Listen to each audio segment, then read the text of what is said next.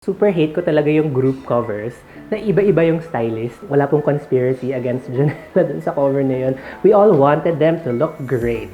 This was also the year I shot Troye Sivan for Smith. Pia, if game ka to redo that shoot again na nakahubad, parang feeling ko lang mas iconic siya. One of Preview's last covers as a print magazine. Ang dami ko lang sinarang magazine, Lurks. Yung bench shoot ni Noah Centineo. Finally, 2020 na, after 2 hours, charing nakarating din.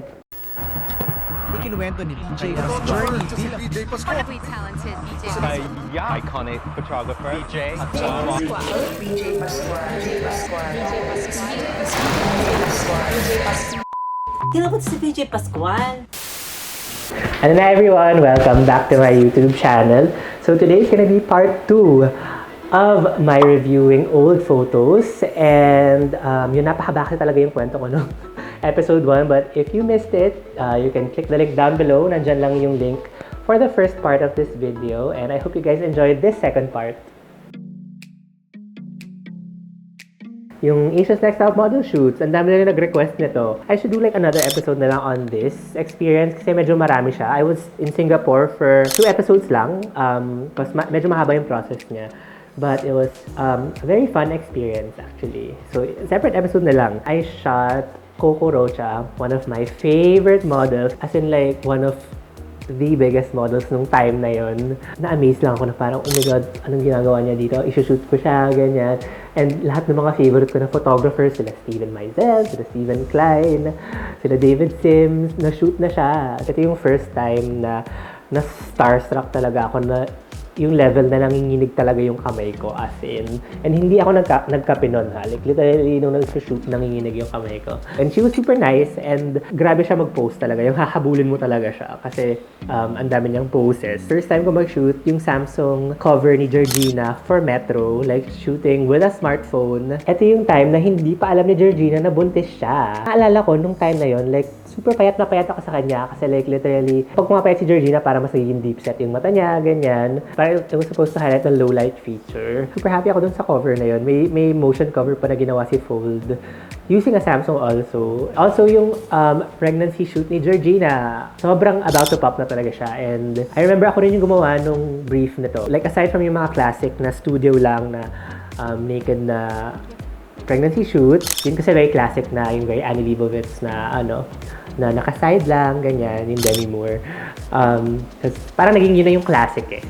So, by default, gagawin talaga yun. But I also wanted to do something different. So, I wanted to play with the shadows and then parang yung mga Serge Lutens na shoot for si Shadow before na parang white backgrounds, black outfits na stark black talaga. One of my first pregnancy shoots that I did. And I was super happy with the whole shoot. I remember my website, the mother of all pregnancy shoots in 2016. Parang ganun.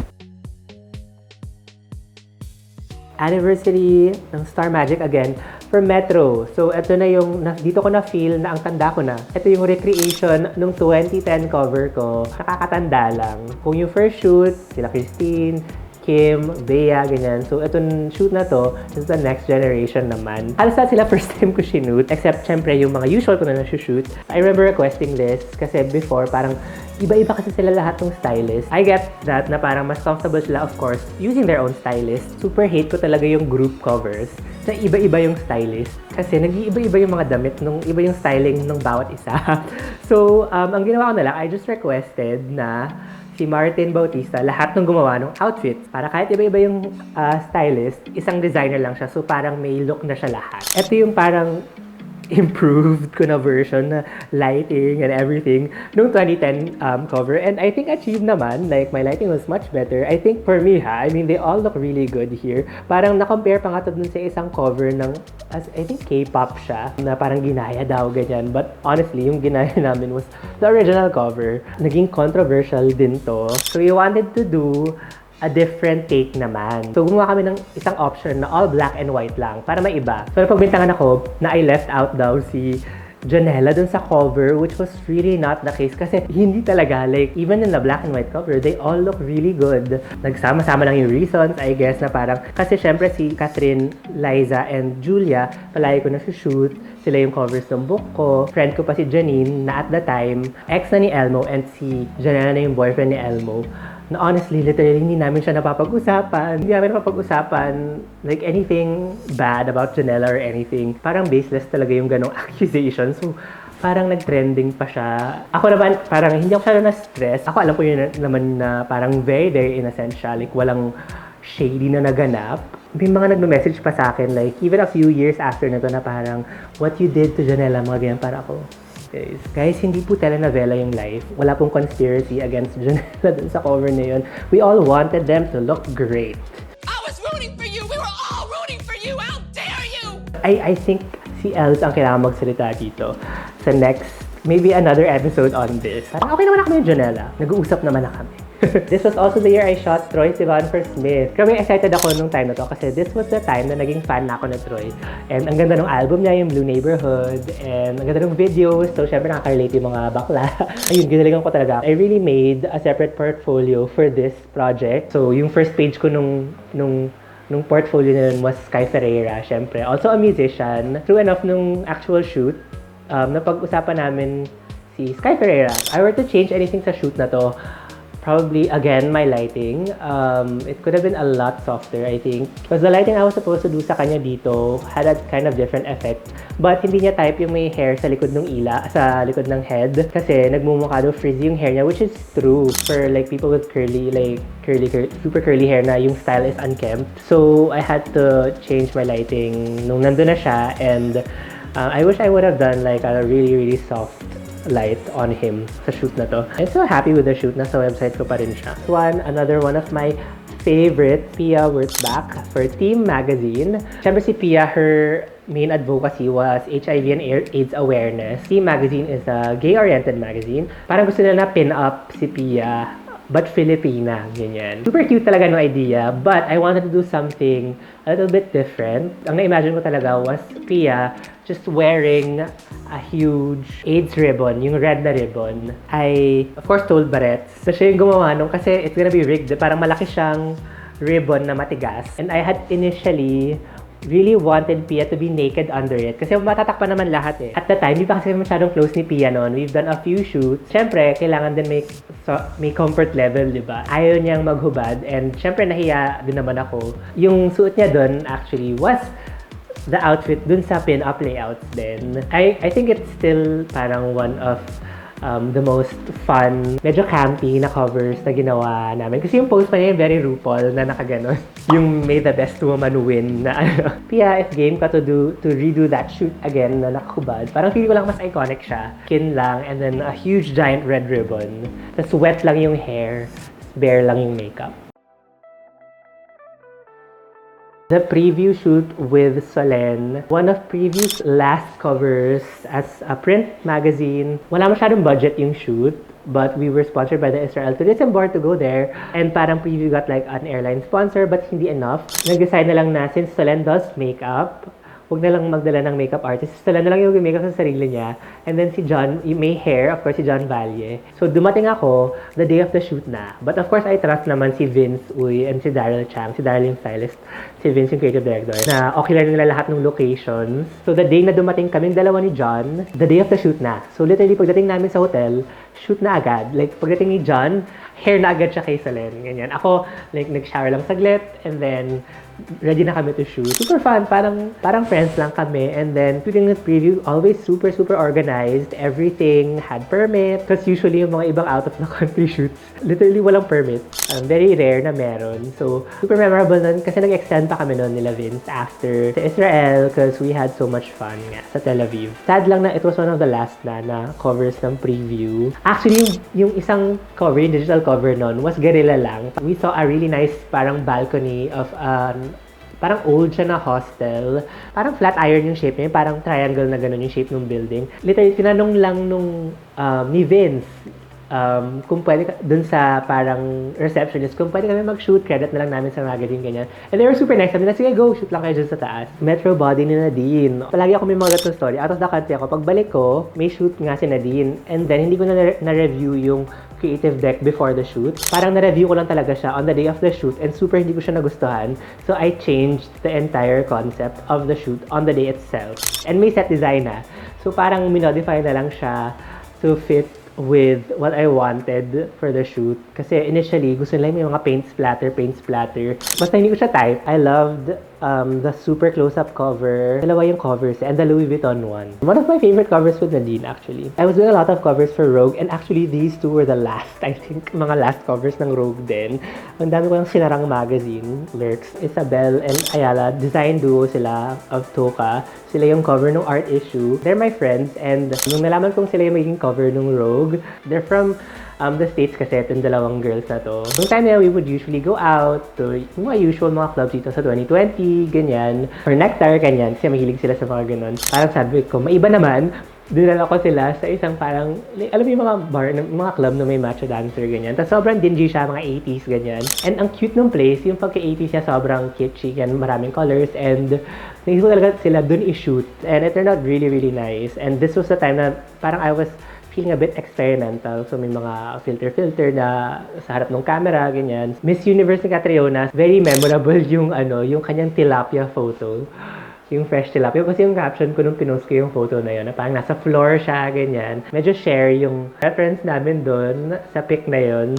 Bukod dun sa tilapia shot, yung parang may banig siya sa ulo, tapos may sand lang. Doon lang namin shoot sa labas ng bahay. Nagagay lang kami ng sand. Jackie Moose inspired.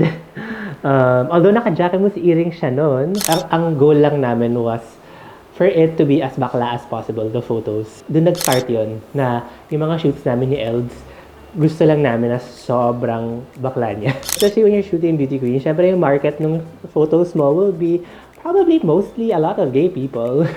It was an effective na, hindi naman siya formula, but kind of an effective strategy to get someone's like specific market's attention. And it worked. Itong KP, nag-trending din to kasi actually itong shoot na to, parang fun shoot lang siya with Pia. Actually, ito yung one of my first shoots na pang wala lang talaga, pang social media lang talaga, like walang purpose or anything. Wala rin kami kaplano nito. Nag-organize ito, I think si Mickey C, si Pami nag-style, Renzi nag-hair, and then the day itself, wala kaming plano. Nung pagdating nila Pam, nag-usap-usap lang kami dito. Puro supermodels na lang yung reference namin. And then, habang shoot kami, yung team ni Pam nagpo-pull out pa rin ng clothes kasi nga bigla kaming nagkaroon ng concept, di ba? So we did yung mga, may Naomi inspired, may Cindy Crawford inspired. Actually, yung nag-trending was yung Cindy Crawford inspired. Parang Spider-Man yung naging post niya. Tapos naka-red pa siya na, tapos blue yung background. It was unintentional, but ang saya lang na nag-trending siya. Meron pa kami dun actually hindi na-release. May Linda Evangelista kami na inspired na layout na yung short hair, but never siya na-release. Meron kaming parang Versace na 90s na parang tatlong siya. Actually, Chanel pala yung inspiration nun. Yung parang mga tweeds na tatlong puro si Pia. So, ang dami namin ginawa that day. It was fun, tiring, but super fun. Kasi, I think nag-start kami ng 9 a.m. natapos kami midnight. Yung bench shoot ni Noah Centineo. Actually, shot it in Miami. Ayaw sabihin sa akin ng bench kung sino yung shoot. Male daw siya. So, States-based. Nung time na yun, si Shawn Mendes talaga yung super gustong-gusto ko and me and my friends. Sila Janine, sila Mary, sila Maureen. Meron kaming group about Shawn Mendes. But anyway, sabi ko talaga, oh my God, baka si Shawn Mendes. Sana si Shawn Mendes, ganyan. Walang direct flight from Manila to Miami. So, you have to stop over somewhere. So, ang ginawa ko na lang, kung may stopover lang din naman, nag-New York na lang ako. Naka-hangout yung mga friends ko dun. Yung friend ko si Izzy, sabi niya sa akin, dito si Noah Centineo sa New York. Tapos parang dun lang namin nag-get sa parang, baka si Noah Centineo. Isushoot ko dapat noon si Chanon, si Non Gul. Kilala niyo ba siya? Yung sa Bad Student ba yun? Anyway, nung time na yun, super crush na crush ko siya. Tapos parang may shoot siya, but it was on the day na aalis ako for this bench shoot. Eh si Noah, super cute niya, pero like, di ko siya crush or anything. Ang hula ko kasi talaga was either Shawn Mendes or I was wishing si Ezra Miller. Anyway, okay lang, because he was actually super, super nice. And ang tangkad pala niya in real life, tsaka mas cute siya in real life. Literally, nakatingala talaga ako. I think we shot 22 outfits that day. As in, like, sobrang dami nun, guys. 4 or 5 setups pa yung ginawa namin nun. So, ang dami namin ginawa, but he was super, super, super nice and accommodating. Kasi usually, after mga 5, 6 layouts, pagod na yung mga tao. I'm sure malaki yung bayad sa kanya kasi kaya he was so nice. Charing. Yung metro shoot ni Catherine, yung metro body niya, yung clothes were provided lang by, I think Tommy Hilfiger yan, yes. Yung collab with Zendaya. Pag samples, siniship yan from another country. Metro body, dapat talaga usually may body yon, may skin, ganyan. So, most of yung Tommy Hilfiger na looks, as in balot. Parang may mga ibang looks doon na medyo may skin, so yun na, pinili ko na sila. And on the day of the shoot, hindi nila pinadala yung clothes na may skin. So, puro halos balot na knits, ganyan. So, ayun, nagpara-paraan na lang kami to style na medyo sexy for at least 2 of the looks para maging cover. So, yeah, I'm happy ako dun sa kinalabasan niya na medyo 70s yung na-inspired yung look. Super fun. Naalala ko walang budget yung magazine to rent the car. Nag-offer na lang ako and yung art director na contributing at the time, si Eugene, who used to be the art director for Preview, na nag-offer na lang kami na lang yung magbayad nung rental nung car because we wanted like a 70s looking car. What else? Nandun pala kami ni Janine sa loob nito. Ito yung, meron din kaming digital cover nung metro na to, lol. Finally, 2020 na, after 2 hours, charing, nakarating din. Very first shoot na nilabas this 2020, yung Katrio na shoot for Metro. Another Samsung shoot, but hindi naman Samsung camera yung ginamit namin for the shoot. Parang futuristic inspiration. Usually kasi nung mentality ko nung time na to na parang, halimbawa yung shoot may client. Like this one, magazine siya, but may Samsung client. They would want specific looks, di ba? Yung mentality ko nito was, kahit isang look lang for me, para ma-post ko sa Instagram ko, if in case hindi ko magustuhan yung looks na gusto ng client. So, nagpapaka ako kay Els nung parang the inspiration was like a 60s na retro futuristic na look. Medyo na lurky yung yung client, and then para siyang joke time pag titingnan mo siya, especially pag wala pang lights and everything. But si Katero na always game, and then kita ko talaga sa mga mukha nilang lahat na parang mag-work ba to? Sabi ko, kapit lang, mag-work siya. And then, yeah, when we released it, parang sobrang nag-viral din siya kasi parang yung caption, I think ni Catriona was something like silver lining. 2020, ang daming memorable shoots. After nun was Anne's maternity shoot. Of course, super special every time mag-shoot ng maternity photos, kaya I don't wanna mess things up. Si Anne got 3 photographers to shoot her. Si Shaira, si Mark, and ako. So, sabi niya, kayo na bahala. That's what I love about Anne. Parang very open siya to ideas, always. Parang naalala ko yung isang shoot ko from 2016 or 17, na sinute ko dun sa bahay nung grand uncle ko. So, kapatid ng lolo ko.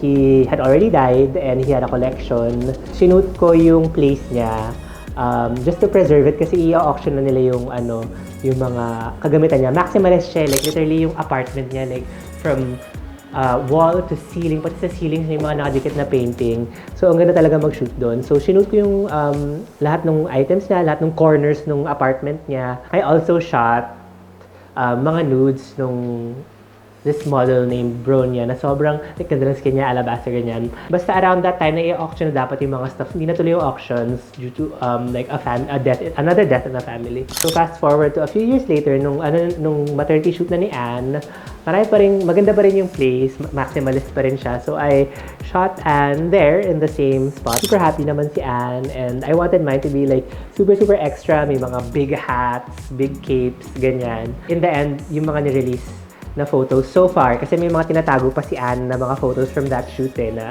na mga pasabog din. But yung na-release was the fully naked one sa harap lang ng tapestry, which became sort of like the inspiration for yung look nung photos ko starting 2020. The very painterly yung style nung photo. Hindi mo na kung painting siya or picture. And 2020, di ba, nag-lockdown and everything. But I think 2020, I did a lot of shoots that I'm proud of.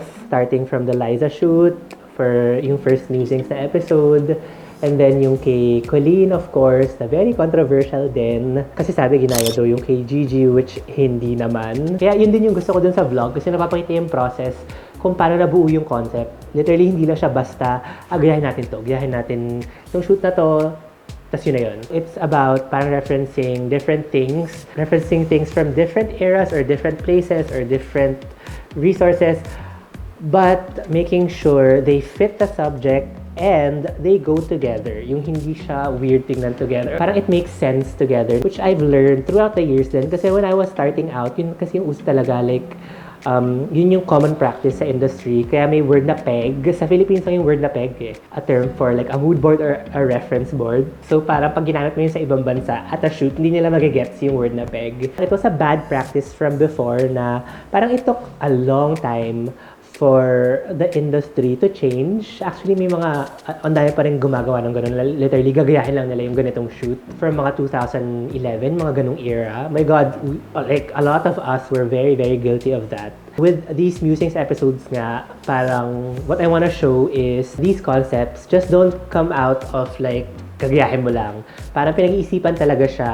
Like yung combination ng references, at least I make sure na bagay siya dun sa subject and bagay sila to each other, that visually, it looks good together. So, ganun. Kay Nadine na musings, I was super, super happy with how that came out. I was talking about referencing. Nabuo talaga siya from referencing the witch trials, relating it to Nadine's being very opinionated and strong and vocal. And Halloween yun, na birthday din na Nadine. Parang nabuo lang talaga siya all together. It was still like a very modern, fresh take dahil yung styling din niya na juxtaposed with a background na very painterly din. Siyempre, hindi matatapos tong 2020 review without, siyempre, yung kay Ivana na yung second shoot namin ni Ivana ever, which was the Labandera shoot for preview. I think yun yung pinaka-shoot na nag-resonate talaga since na-release siya. Especially yung bagong release siya. Pero mga recreations nung Labandera shoot. Ang saya lang na parang, at least parang nakaka-inspire siya ng mga ibang creatives to do their own versions of it. Parang the right timing lang, with the right theme, the right concept, with the right cover star. Parang it was like one of those moments na hindi mo siya mapaplano, yung effect niya. This year has been very, very difficult for a lot of us. Like kahit ngayong October, November, December, ang dami pa ring challenges. Super thankful sa lahat ng mga tao na naging open pa rin kahit ganitong mahirap yung working conditions within the whole industry, na naging open pa rin sila to collaborate and create something just for the sake of creating. Alam mo yun, na parang meron pa rin tayong drive to create something that inspires other people. Yun naman yung goal palagi when I'm creating videos or when I'm creating new shoots for the vlog, especially. Yung goal talaga is to inspire, and I hope nakikita niyo yun. And kasi minsan ang daming mga nagko-comment din, especially on YouTube, na parang nagsasabi na parang, ginagamit mo lang si Ivana for your YouTube, blah blah blah. In real life, may mga ganun din na parang mga akala mo friends mo. Tapos ganun pala yung mga sinasabi nila about you. But it was really not the case. Ivana, I've been wanting to shoot kasi nakita ko siya sa page ni Anthea before. Ka-face niya si Janine. Parang same sila ng structure ng face ni Janine. Deep set eyes, big lips, ganyan. So parang na-feel ko from the first time I saw her face sa Instagram ni Anthea na parang feeling ko match talaga kami. Parang feeling ko parang maganda siya sa lighting ko, ganyan. Since then, this was before the pandemic, nag-usap na kami ni Anthea to organize a shoot with Ivana, even before the YouTube channel pa to, before pa ng pandemic, kasi yung YouTube channel pa nabuo lang naman ng pandemic. And then it just so happened na mas nagkaroon ng time nung pandemic, nagkaroon kami ng time to shoot together, and ayun, nagtuloy-tuloy na. It didn't come from a place of, gusto kong gamitin si Ivana for the YouTube, ganyan. Parang nagkataon lang na may YouTube, and we were all hungry nung time na yun to create something, kasi nga, we were all locked down for a few months, especially yung preview shoot. Parang it proves naman na parang hindi lang siya parang basta-basta lang ginawa na shoot eh. Parang all of us, naglabas kami ng pera for that shoot. Nagbayad ako to rent lighting equipment. I think 30,000 yung binayad ko doon. Si Barret, si Princess, ang laki ng ginastos niya for the set because honestly, ang nabayaran lang ng preview, 30,000 for the rental ng studio. Like si Adrian paid for custom clothes, si Anthea paid for the extra makeup room, studio na ginawa na lang makeup room nung shoot na yon. Kung in-any lang namin yung shoot na yon, kung parang like gusto ko lang mapunta si Ivana sa YouTube channel ko, ganon, parang hindi ko naman siya kakaririn ng ganong levels. So yun, I mean, this YouTube journey parang has been a wild ride. I would say, sobrang wild nung nangyari. Sobrang thankful ako sa lahat ng nangyari talaga. Despite everything this year, I'm so thankful. May ganito pa rin na parang, kumbaga sabi nga ni Katrina, may silver lining pa rin. Of course, I wanna thank all of you for the continued support. Kasi syempre, kung wala naman nanonood ng YouTube, parang bakit ko pa siya gagawin, di ba? This year, abangan nyo na lang, marami pa tayong shoots na gagawin. Although, this year, parang feel ko para ma-manage lang yung time. Baka ang musings ko baka once a month na lang or once every 2 months kasi parang hindi pala feasible na parang nakailang musings ako in 1 month, nakatatlo ba or something yung last. So, sobrang na-drain talaga ako. Siyempre, from conceptualization to the actual shoot, to post-processing, to editing the video. Yung mga musings episode, really a lot, a full day for it. Kasi hindi pwedeng singit-singit lang siya. Sana ma-manage ko yung time this 2021. And abangan nyo na lang. So, expect more mga talkie videos like this na lang in between ng mga musings. And I hope ma-enjoy nyo pa rin. And I hope may natututunan pa rin kayong mga bagay kahit nagsasalita lang ako dito. If you have any comments or suggestions, don't forget to comment below and don't forget to like, share, subscribe, and hit the notification bell to get updated on my next videos. So see you guys next week!